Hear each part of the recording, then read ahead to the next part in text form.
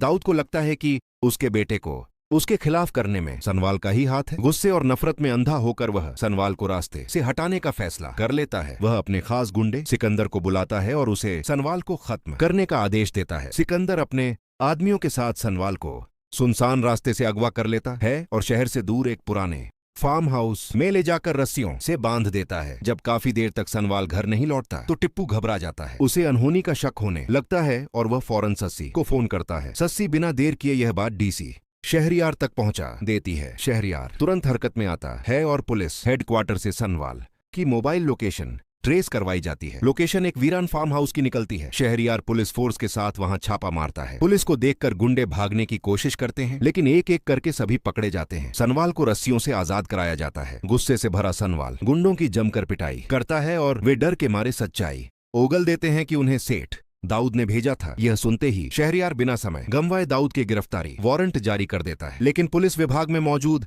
दाऊद का खबरी इंस्पेक्टर बाबर उसे पहले ही फोन करके खबर कर देता है कि पुलिस उसे गिरफ्तार करने आ रही है। दाऊद के पैरों तले जमीन खिसक जाती है। उसे लगता है कि अब सिर्फ असलम ही उसे बचा सकता है। वह भागता हुआ सीधा असलम के घर पहुंचता है और उसके पैरों में गिरकर हाथ जोड़कर माफी मांगने लगता है। वह गिड़गिड़ाते हुए कहता है कि उसे बचा लिया जाए वरना पुलिस उसे जेल ले जाएगी। लेकिन तभी वहां सनवाल और डीसी शहरयार पुलिस के साथ पहुंच जाते हैं। सनवाल आगे बढ़कर दाऊद का गिरेबान पकड़ लेता है। उसी वक्त पिया गुस्से से चीख उठती है और कहती है, इसे यहाँ से ले जाओ, यही मेरी अम्मी का कातिल है, मैं इसे कभी माफ नहीं करूंगी। पुलिस दाऊद को घसीटते हुए जीप में डाल देती है। अगले दिन अदालत में दाऊद को पेश किया जाता है। आलियार और सनवाल की मजबूत गवाही और पुख्ता सबूतों के सामने दाऊद टूट जाता है और अपने सारे गुनाह कबूल कर लेता है। अदालत उसे पिया की मां की हत्या और सनवाल के अपहरण के जुर्म में 10 साल की सख्त कैद की सजा सुना देती है। घर लौटकर असलम साहब पिया के सिर पर प्यार से हाथ रखते हैं और कहते हैं कि अब सारी मुसीबतें खत्म हो चुकी हैं। वह पिया से सनवाल से शादी करने की बात करते हैं। पिया आंखों में आंसू और दिल में सुकून के साथ हामी भर देती है। शादी से पहले पिया, असलम साहब और सनवाल अपनी अम्मी की कब्र पर जाते हैं। वहाँ पिया रोते हुए अपनी माँ से कहती है कि